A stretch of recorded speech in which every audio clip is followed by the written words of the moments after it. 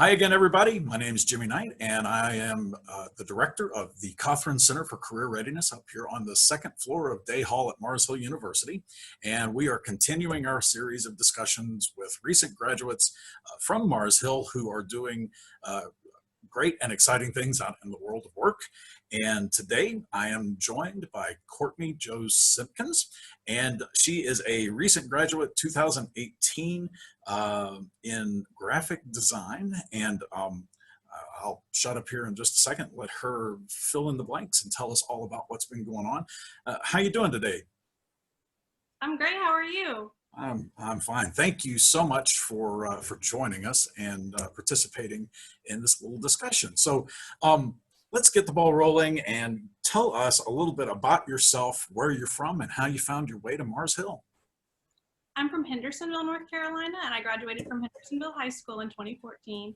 I had actually didn't even apply to Mars Hill. I I had put my deposit down at a different school. I had applied to 3 or 4 different schools and put my deposit down at a different one. The next day, I got a call from Mars Hill that they received my SAT scores somehow, some way, and they said, if you come in tomorrow for an interview, we can offer you this much academic scholarship. So I did, and I popped up at Mars Hill, and I actually found out my grandfather is buried in Mars Hill. I had never been there before, never been to Madison County. Wow. Even though I'm only 45 minutes away in Hendersonville. And it just felt right. My mom was like, this is where I feel like I need to be. She hadn't been up there since her father had passed. And I love the atmosphere, love the mountains. And so I wanted to stay there, and I ended up there. Pretty cool. And so what led you towards pursuing graphic design? I actually started my graphic design interest in freshman year of high school. And I started making t-shirts for all the like the plays and theater that was going on, all the sports teams, all the clubs in high school. And I started making t-shirt designs. I mean, very simply, just drawing them up and then sending them to t-shirt companies. And then it pretty much just evolved into that. I knew I wanted to do something artistic, but I'm not a painter, I'm not a sculptor. I wanted to do something practical, not that other art isn't practical, but I wanted to do something that could really advertise companies and really just expand on that. So I've always classified graphic design as art that solves problems. yes. So yeah, I spent some time in the marketing arena earlier in my career. So great relationships with graphic designers, and I minored in graphic design, which showed me that I was not good at it. So there is a particular knack, and I was a better copywriter than graphic designer. So yes, it's art with muscle. So I've always had great respect for folks that do what it is that you do. So let's talk about that job for a little bit.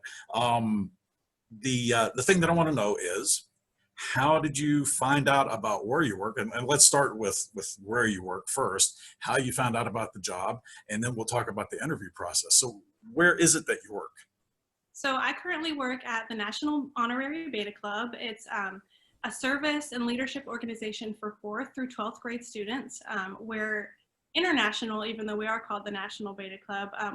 We hold conventions in over 13 states, but we actually represent almost all 50 states and about 3 or 4 countries outside of the United States. So it's basically just a leadership and service organization, very similar to other honor societies that there are. And I am their web and graphic designer. So I do all print and web design for them. I do web updates on the front end. I also do graphic design, posters, brochures, social media, anything that you can think of that advertises our company in a graphic way or an artistic way, that comes from me. Cool. So,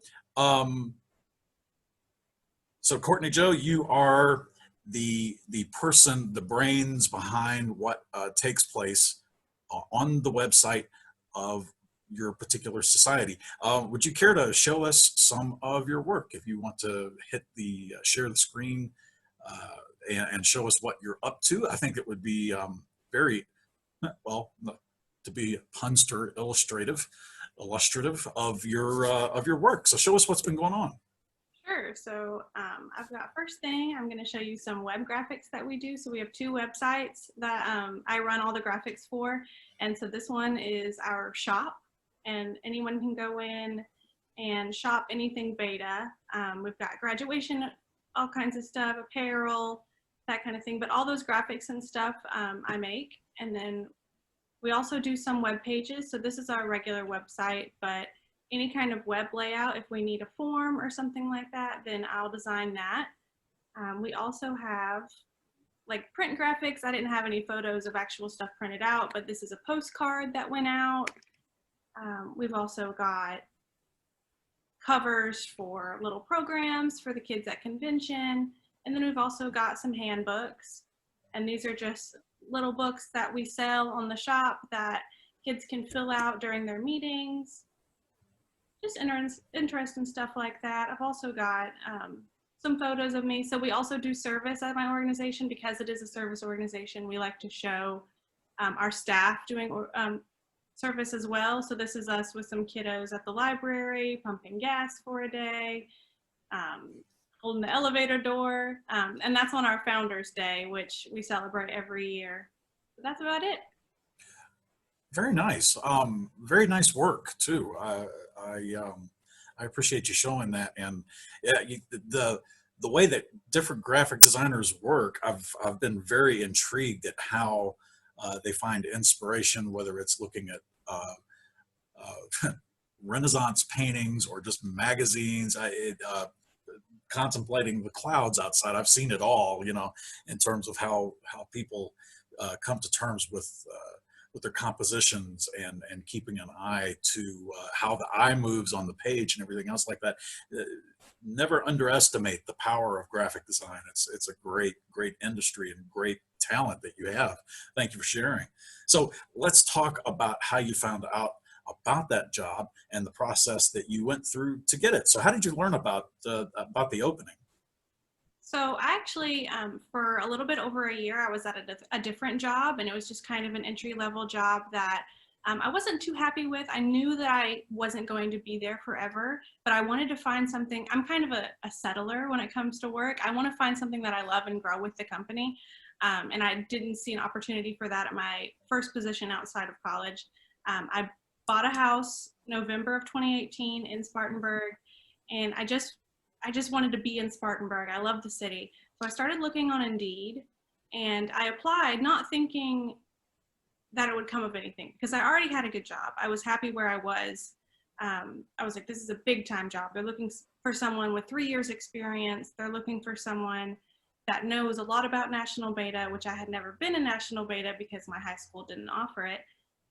So I got a call, and they said, come on in for an interview. And the man was super nice on the phone. So I decided to go in. I took off work and came in. I was super nervous. I had my interview, and it was a panel of 5 people, which I also wasn't expecting. And they were just very warm. I came in the situation, and they were warm and they were open, and you could tell they were educators. You could tell they worked with people, and they could tell, and all of them were older too, not much older, obviously, but to welcome a 23-year-old into something like that and to see potential in me, I got a call 2 days later. They said they would take a week and that they had other interviews to do. And they called within 2 days, and they offered me the position for a higher salary than I had before and better benefits, and just, it was honestly a blessing. And so I said, yes, of course I will. And I cried, and I went into my other job, and I immediately put in my 2 weeks. And now I'm here, and I've been there over a year at National Beta, and I absolutely love it. That's an outstanding story, and I really I have great appreciation for things when it all comes together.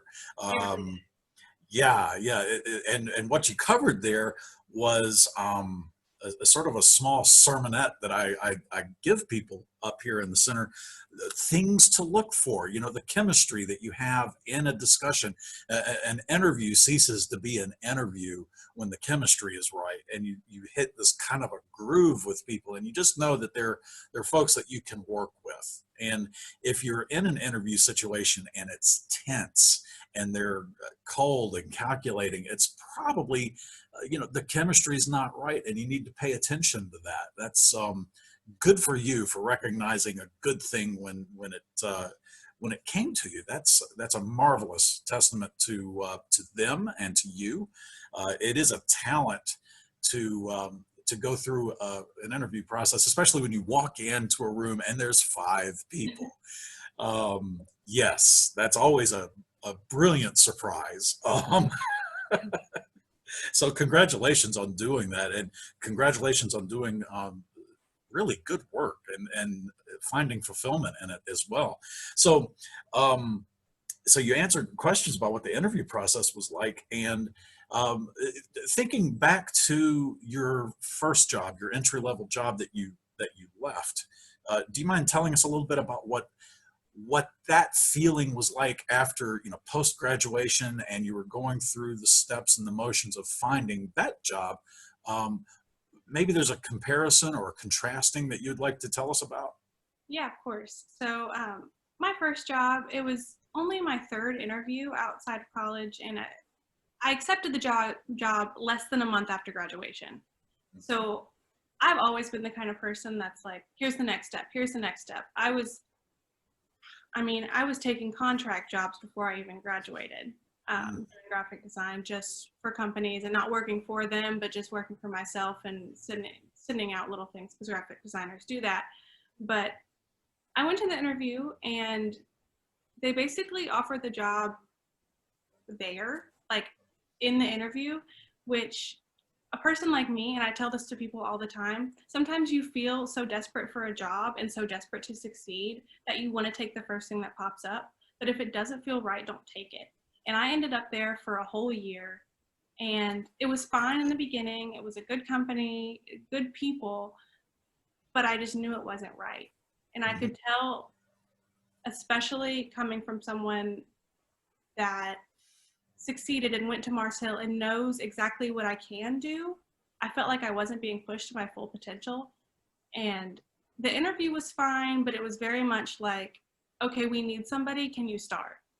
Oh, And instead of, this is what we can offer you, this is what you'll be doing, they said, we don't really know much about graphic design, but we know we need one. So that was more like it. And of course they were good people and we ended on good terms, but it was just, my advice to people is don't just take any job. It has to be perfect. And there's so many jobs out there that even if there isn't one right this very second that's perfect for you, there will be. You'll fall into the right one. great message. There are no permanent economic downturns. Pandemics are temporary as well. It may seem to be dragging out forever, but yes, that is great advice. And the next time that you're up here at Mars Hill, I would love for you to talk to some of our incoming freshmen about the very same thing. I think your expectations are, your experience is a great example of the type of expectations people should set for themselves, to look for a job that is going to stretch them, not just exist, and questions to ask people in an interview. You should try to pin them to the wall a little bit, in an interview situation, and push back on them. Explain to me what success means at this in this position and at your company. What is a typical day like? How do you handle crises? Those are great questions to ask, because if they can't answer that, that should give you a clue as to maybe you continue to look. So thank you for doing that. So what we're going to do here right now is my favorite question to ask people as we start to wrap up. And if you think of Courtney Jo now, and think of the 17 and 18-year-old version of Courtney Jo when she was walking onto campus for the first time, if you could go back and give yourself advice at that particular point in time, is there anything that you would like to tell yourself that also incoming freshmen this year could learn, or seniors that are getting ready to graduate in December and May in a very nervous kind of a time? Anything that might be suitable that you would tell yourself back then? One thing, just in general about college, say yes to everything. I feel like I missed out on so much of my freshman year just because I was so, this sounds really bad, focus on academics, but don't push yourself so much into academics that you don't make friends, or that you don't join the club that you want to, or that you don't join the intramural sport you want to. I felt like I didn't get much of a college experience, and I would like to say that I pushed myself in academics and it paid off. But there was a point when my parents sat me down and said, Courtney, you don't have to be perfect at everything. And I definitely wasn't perfect at everything, but I wanted to try to be. Um, and so I would tell incoming freshmen, just say yes to things. If you get invited to a sporting event, say yes, make friends, do that kind of thing. On on a career aspect, if I could go back right now and talk to me, I would say just don't rush things. Don't don't think you're going to get a job right out of college. Don't think you're going to know exactly what your major is your freshman year, first semester. Don't think you have to get all A's to be good enough for the career world right now. I mean, you're going to graduate. Things are going to be fine. Your financials are going to be fine. You just have to wait and don't rush. You don't have to buy a house right out of college. You don't have to be married, all this kind of stuff. Everyone's on their own pace and on their own timeline, and it'll happen. Everything will happen for a reason. That's brilliant. Thank you. Couldn't say it or script it any better. College is what you make of it, and it is a time for exploration. And it sounds to me like you did what was right for Courtney Jo, and that's really all we can ever ask of anyone, and ask of ourselves, is to get out there, swing a few times. Yeah, you're going to miss a couple of things, but the joy is in the exploration and the learning. So I just want to say thank you again for taking the time. Your name came to me from our marketing director, who you had workings and dealings with, and the editor of this series, Jamie. So they were dead on, and I'm so glad that they suggested that I get in touch with you. Thank you so much for your time. I appreciate it. Yeah, I appreciate it too. Thanks so much for speaking with me. And tell Samantha and Jamie I said hi. Yeah, you bet. You bet.